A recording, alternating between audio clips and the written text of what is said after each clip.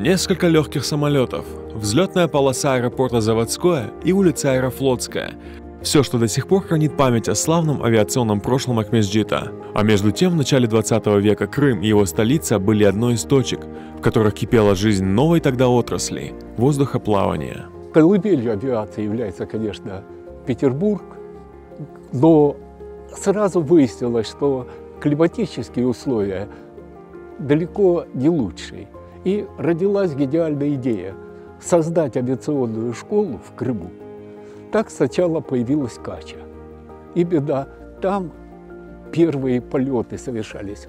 А уже затем, после того, как в Симферополе появился авиационный завод, это вообще сложно даже сейчас представить, и вот в 1916 году появился авиационный завод «Анатра». Он выпускал серийный по тому времени Юпор-17, но и были свои разработки. С приходом к власти большевиков завод «Анатра» был закрыт.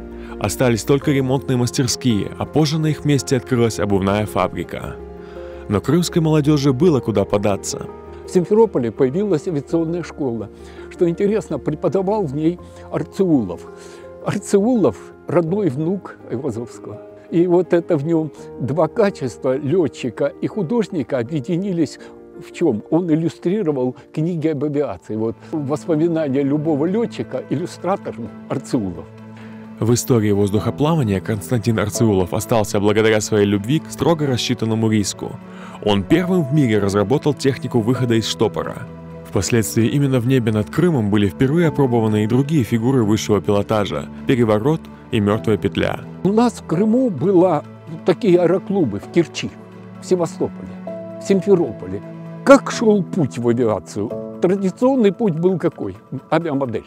Оторвать было невозможно. Они с утра до вечера делали эти модели. Подросли от моделей, перешли к планерам. Сами делали планеры, сами на них летали.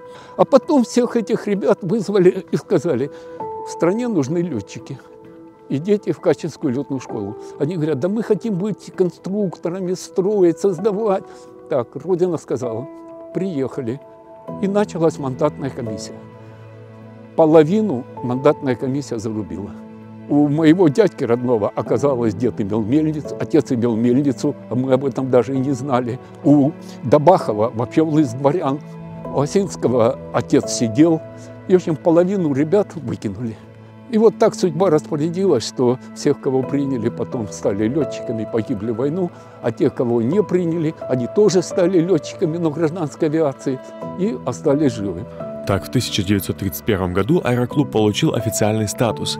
На его базе была создана школа ОСА-Авиахима – Общество содействия обороне, авиационному и химическому строительству. Начинающие пилоты, или как их тогда называли, учлеты, массово осваивали самолет У-2. В начале 30-х в авиацию пошли и крымские татары.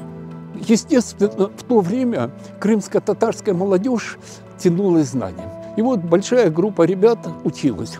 Первым, кто взлетел, это был Мазинов. Мало того, что он был первым, он стал первым инструктором. Он стал уже готовить всех. Другой интересный приоритетный момент.